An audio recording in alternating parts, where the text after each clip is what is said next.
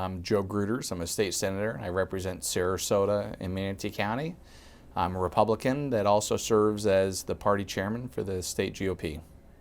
So I sponsored Senate Bill 168, the what some people are calling the strongest ban of sanctuary cities in the entire country, and I thought it was a relevant bill at the time.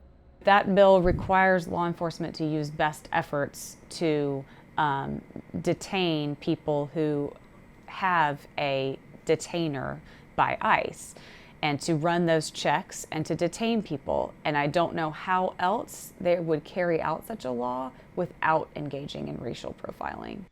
And this really was an effort to kind of rally up an anti-immigrant base as a political tool for the upcoming election cycle. There's so much irony here because the same individuals that wanted our dreamers to feel included and have access to the benefits of citizenship now have turned their backs completely on these communities. And the only difference I can think of between 2013 and 2019 is the election of Donald J. Trump as president of this country. And what we've seen change dramatically in the current administration is that now the tagline and then the sort of the approach seems to be everyone who has, is undocumented is a priority. So apparently all 11 million undocumented immigrants in our country are equal priority. My thing is people should do it the legal way. They should do it the right way. We have over 1 million people that we allow in through the legal immigration process. It's long, it's not easy, but there are no shortcuts. And if you want to come over and take advantage of the American, what we have to offer, then you should do it the right way and the legal way. So there is a misunderstanding that there is a line, in which everyone can stand, right? Some people who are undocumented will have potential paths to obtain relief and to obtain status over time, but some will not. So that is absolutely a myth that everyone who wants to do it legally can do so. Across this country, there are undocumented people who did their best to meet the process. I mean, there's folks that had visas that expired, and because of lack of financial resources, transportation, delays, they weren't never able to renew them. There's also the reality of asylum seekers now being treated as if they don't have a process in this country.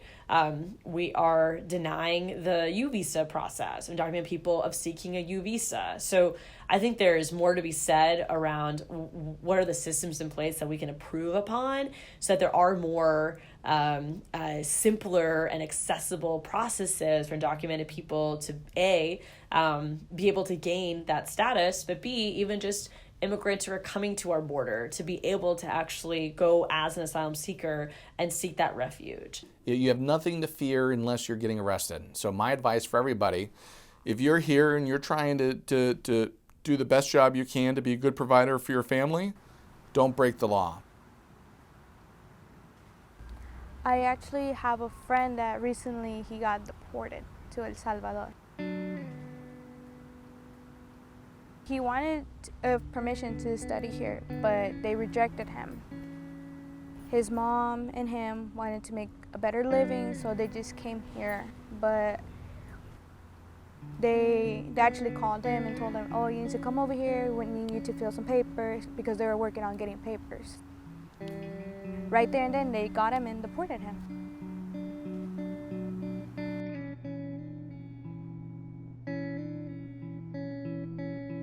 My mom and my sister's paperwork are still on hold. We try to just calm down, just keep on praying and making sure everything turns out good.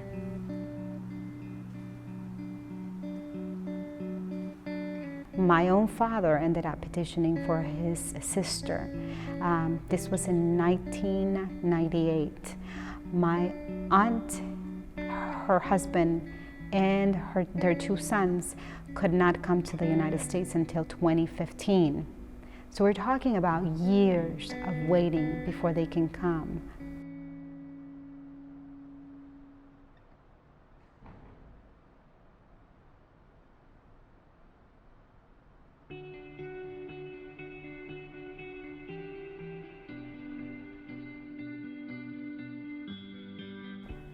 Florida definitely knows where immigrants stand on this bill and immigrant advocates. I mean, you even have business organizations that partner with immigrant advocacy groups saying this is going to be bad for business. Comprehensive immigration reform, has never, I don't think, ever been on the table more than it has right now because legislators are feeling the pressure from their communities. The Hispanic vote is huge. The immigrant vote is huge. They're really putting the pressure on our legislators to say, and elected representatives, you need to do something or we're not going to put you in office again. So for the U.S. Conference of Catholic Bishops, for the Florida Conference of Catholic Bishops, we are at this point of advocacy because it is the story of the Old Testament, right? Is that people migrated, that people would leave when their lives were in danger. And so the church will continue to advocate for the poor, for the vulnerable, and immigrants, documented and undocumented, are part of that. Being the daughter of immigrants, being the daughter of people who lost everything that they had in communist Cuba, it just really is an honor to do this on behalf of the bishops. I have been working with the Center for the Advancement of Human Rights since July of 2001. All of our clients are seeking some form of immigration relief, and so the kinds of services that we provide for them are specifically that. When someone is a victim of a crime, many times they can qualify for certain immigration relief, and we assist them with the whole process of applying for that kind of relief completely pro bono. I feel even more impassioned about protecting our systems to ensure that they're not subject to the political whim of any administration. Because we need strong systems to just provide, I think we really want to see is fairness, human rights protections, due process protections, the hallmarks of our legal system in general. We want to see those applied to everyone, including people regardless of their immigration status. So for me, it's a renowned sort of commitment to fighting for that. I don't think any human is illegal.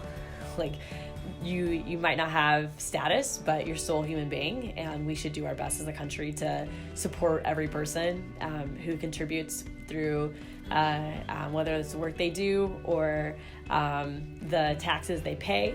We should do our best to ensure that folks feel safe in this country.